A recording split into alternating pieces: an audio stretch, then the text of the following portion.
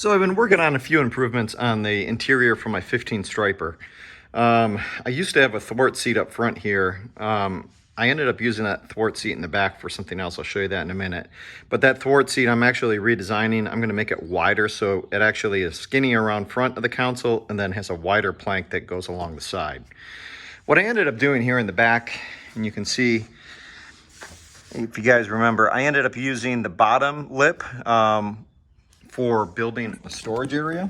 So that was from last year. So I've got a nice little lip there that allows me to throw lines and coats and things like that in there. And then I mounted my regular thwart seat on the top. What I started to kind of encounter when I was running the boat last year was it felt like there was not enough lumbar support in the back. And on the 15 center console Sport, I do have a full bench that goes across as a seat back. So that's great for providing support when you're running.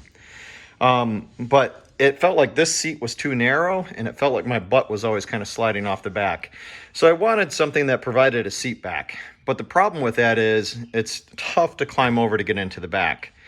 I also wanted something that was a little bit wider than just this seat. So you can stand up here and use this as a casting platform off the both sides.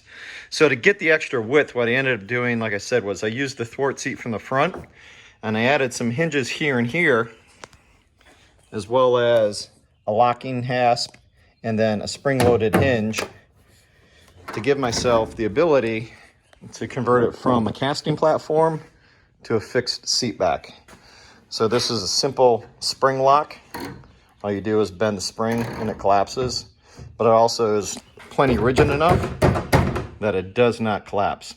So it also gives you the opportunity to get to the battery and the fuel tank.